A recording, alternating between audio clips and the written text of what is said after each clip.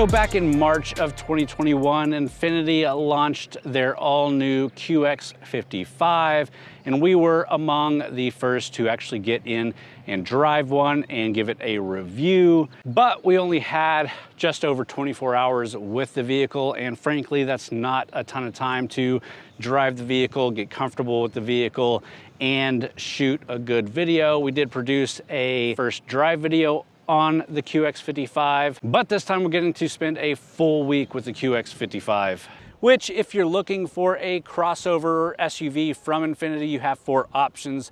You have the QX50, the QX55, the QX60, and QX80. Now the 80 is their big 3-row flagship. The QX60 is their 3-row, more family oriented.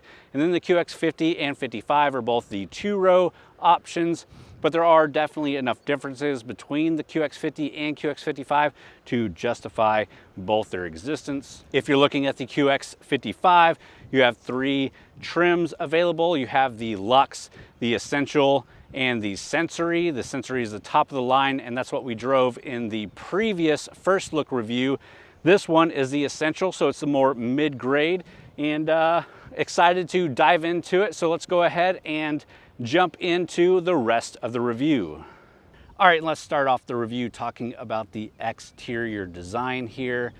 First off is that big Infiniti grille, definitely staying in line with the lineup. You do have a nice chrome surround with nice satin grille and that big Infiniti logo up front. The headlights are the signature LED headlights with signature daytime running lights. We do have the unique cube design LED headlights, which are very detailed and do look really good on this vehicle. We also have LED fog lights on here, which is a welcome addition. That exterior color is Hermosa blue. It's very dark, almost looks black in some cases, but that blue stands out when the sun hits it right. I do like it a lot, but I am partial to blue and very dark colors of vehicles. Along the side, we have chrome door handles, which match the chrome accent piece coming off of the hood. We have gloss black side mirrors with integrated turn signal. One of the gripes I had originally with this vehicle that I still wish it had was the power folding side mirrors that power fold on lock.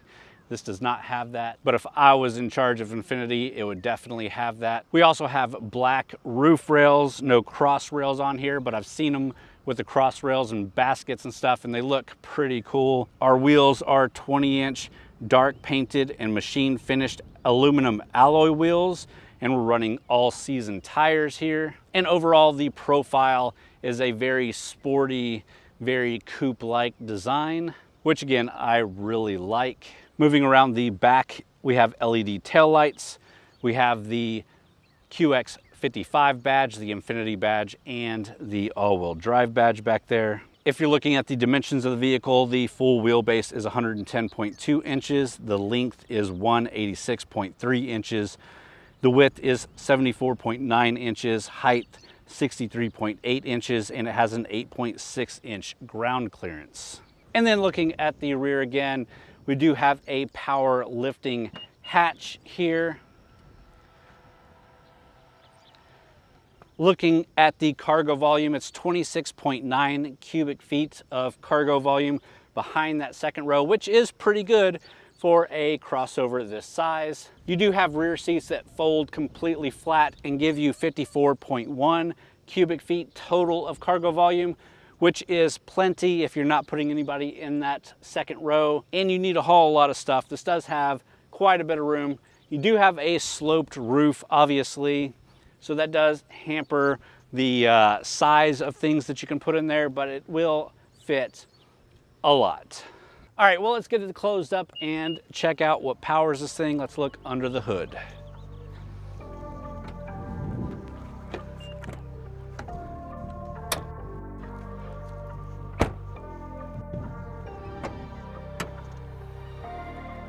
All right, guys, so let's talk about this really incredible engine. It is the 2-liter variable compression turbocharged engine. It has a ton of tech to it. It has won a lot of awards for pushing technology forward with engines to give it more power and efficiency. You're looking at 268 horsepower, 280 foot-pounds of torque. And the biggest thing that hinders the power from this engine, which we talked about during our first review, is the CVT that's hooked up to that engine. The continuously variable transmission, I think, really kills a lot of the sportiness in any engine. Now, Infiniti has done a lot of work with the CVT to make it feel better, to give it a shift pattern, to make it feel like it's shifting. We'll discuss a little bit more as we drive it, how that worked out. Spoiler alert, it's still one of the biggest gripes I have on this vehicle. But before we drive it, let's jump into the rear seats, talk about the rear seats, then we'll move into the front, talk about the rest of the interior and tech, then we'll take it for a drive.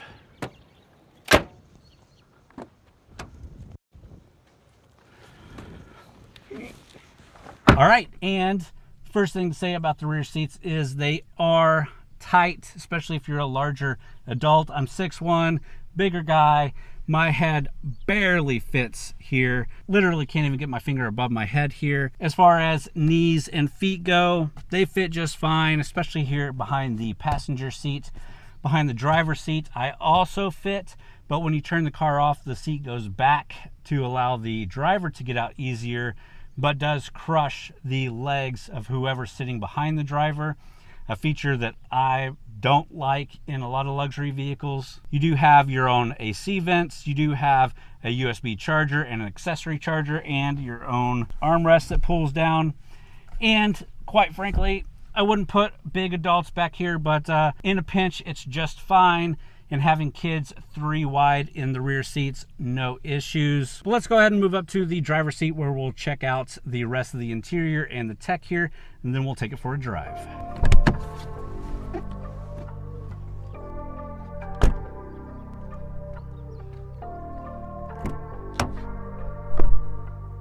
All right, guys, here in the front seats, again, really nice interior. We do have this black leather with kind of a stone white interior. Really nice looking, really luxurious looking. Luxurious feeling, very soft and plush. All the materials are pretty nice. You can definitely tell where they skimped on price and skimped on materials. A little bit of the console, but mostly it's a really nice place to be. Let me go ahead and pick you up, turn you around, let you take a look at the rest of the interior. We'll start it up and keep the ball rolling. All right, and let's turn it on. It is a push button start.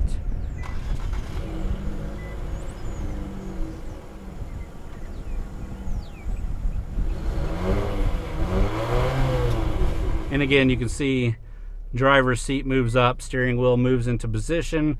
It is memory set positions. Get a little bit of airflow in here. So along with the black leather, this is the dark aluminum trim. So you can see the trimming, which is a more dark kind of metal look. Looks pretty nice here with the black leather and contrast stitching. You can also see that Bose speaker there in the door. This does have the Bose 16 speaker performance series audio system, which sounds really good. Now the QX55 does have the old Infiniti dual screen setup, so you've got your navigation at the top.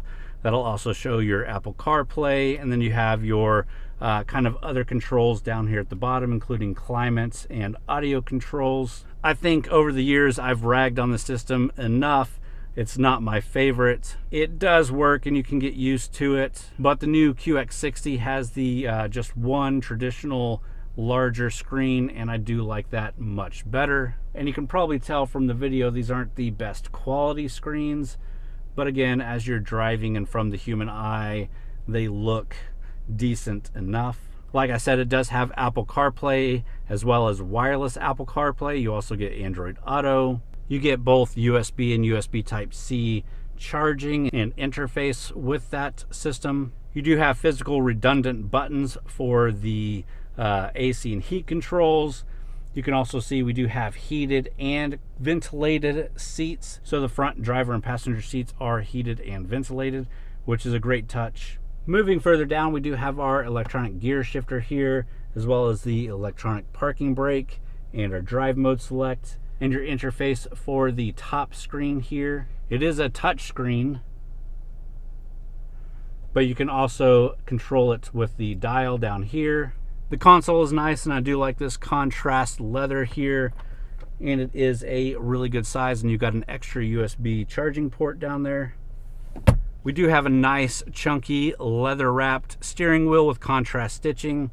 It also is a heated steering wheel, so it can warm up, which is obviously a nice luxurious touch. We also have paddle shifters behind that steering wheel. They're just plastic, but if you use them, they are there.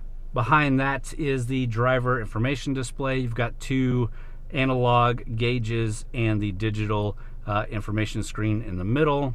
Obviously, you can change that to see the information you want, and there's just easy buttons here on the steering wheel to flip through your pages. In the previous one that we drove, we had a head-up display. This one does not have the heads-up display, which is a bit of a bummer, but if you need it, you can get the top of the line trim. And that's a pretty good look around the interior. Let's go ahead and get this thing in gear and take it for a drive. So driving the QX55, it is a smooth driving vehicle. It does feel really nice. It looks very sporty. It feels sporty. Sitting in the driver's seat, you can look over the hood and see those bulges, the bulge of the hood, and it coming over the fenders looks very sporty. But let's put it into sport mode and let's see how it feels pushing it a bit.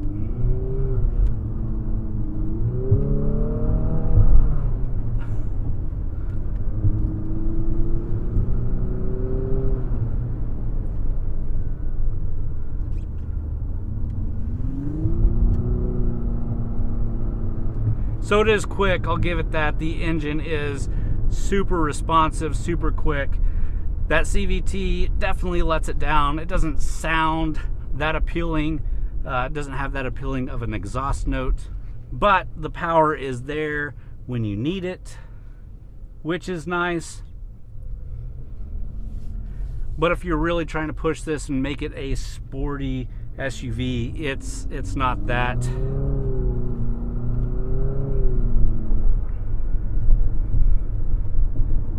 You can tell it's trying to have like a shift pattern. It's trying to hold revs up there.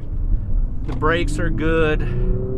The steering is good. The traction overall is really good with that all-wheel drive system.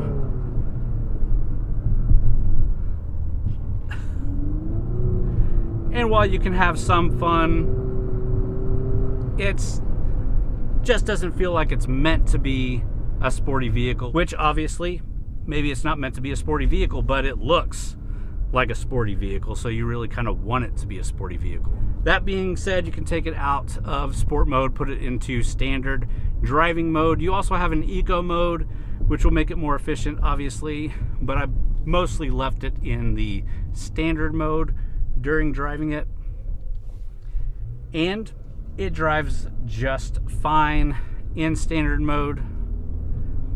It's nice and smooth, still responsive if you need that power. It can come on. That, again, that engine is really great. So we do have the power. You also have efficiency. This is rated at 22 miles per gallon city, 28 miles per gallon highway with a 25 combined. During my full week, we've been averaging just at 23.5 miles to the gallon. So it's pretty good for a crossover that's like this, especially kind of as hard as I've been pushing it throughout the week and letting it kind of idle as we're taking photo and video of it throughout the week. Again, I mentioned that all-wheel drive system. It is Infiniti's intelligent all-wheel drive. So we do have the intelligent all-wheel drive system, and it is specifically for all-weather driving conditions, not really off-road driving, but maximum traction no matter what on the road. At takeoff, the system doles out power to the front and rear axles in a 50-50 split for maximum performance. If no split is detected, the system can send up to 100% of available power to the front wheels only for maximum efficiency. If slip is detected, the intelligent all-wheel drive system can deliver up to 50% of the engine's available power to the rear wheels for better traction. You do get a lot of safety with the QX55. You get the latest of Infiniti's ProPilot that has steering assist, that has radar guided cruise control, as well as a ton of other great safety features. And overall, the cabin is not just a nice place to be with comfortable, luxurious seats, a nice feeling steering wheel, nice feeling steering position, but everything in here is really easy to operate. It's really easy to see and navigate. You don't have to fumble around with a bunch of stuff. There's not too many things buried into the infotainment system. You've got physical buttons for a lot of your AC controls and different things that you can do in this vehicle. Again, I'm not a huge fan of the split screen, split functionality display that they have here, but over the years, it is what it is. I've figured out how to use it most efficiently, and if you buy a vehicle like this, you're going to get used to it. But the interior quality and interior throughout the whole week has been definitely a plus in my eye. And you might say it's an Infiniti, of course it is, but I have had issues with a lot of luxurious Infiniti interiors. This one, I don't really. Again, the biggest thing that I would say is I wish it had the just one screen infotainment system.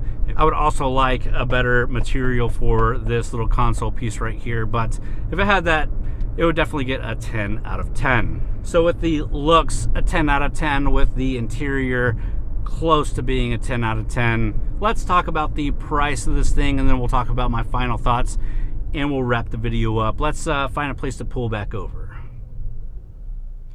All right, so before we wrap it up with some final thoughts, let's talk quickly about the price. If you're looking at the bottom of the line trim, the Luxe, you're looking at a starting price of just over $46,000. This one, the Essential, starts at $51,000, and the Sensory is just over $57,000. The Essential trim that we're sitting in here with the couple of options that we do have with destination charge has a total MSRP of $53,425. And for my final thoughts, let's jump back out and I'll let you know after the full week what I think about this thing. So after my first look drive and after this full week of driving the QX55, I do have a better perception and better feelings for the QX55 than I had before, but it's still a mixed bag for me. I still have very mixed feelings. I love the looks of this crossover. I love the size of it. I like the concept of it. It really is appealing to me personally. That being said, if you're looking at the QX55 because you think it's a sporty SUV, this isn't quite it. It's just not sporty enough to really feel like a sporty SUV, and most of that comes down to the CVT. The engine has a ton of power and it uses it really well. I like the engine, but the driving feel, while adequate for day-to-day driving, is not sporty. And I think Infiniti has realized that because the QX60, which I also didn't like the CVT transmission in, they have moved the newest QX60 to a traditional transmission, which I did like much better when we drove that. Of course, if you're looking at the Infiniti because you want a solid, luxurious cruiser to get you from place to place, day to day, this does fill that need a lot more than it does for the sporty crossover. The good looks along with the nice interior and tech and smooth ride really do make this feel like a much more luxurious vehicle. That being said, if I was going for a luxury crossover that was just a cruiser, I would like a bit more space. But at the end of the week, I'm still left with kind of mixed feelings. I could definitely live with the QX55 day to day as my daily driver, but I would still be left wanting in the sportiness department, especially walking out and seeing that beautiful sporty body every day. So I do recommend the vehicle if you know what you're getting into. And with that, I think that's the end of the review. Go ahead and hit that thumbs up button if you did enjoy. Leave me a comment down below. Let me know what you think about the QX55. If you haven't already, subscribe to the channel. We do a different review every week. Also go check out TXGARAGE.com where we do a lot of written reviews as well as event and news coverage over there by a lot of different great authors. It's a website really worth checking out if you're an automotive enthusiast, especially if you live here in Texas. And with that, again, thanks for watching.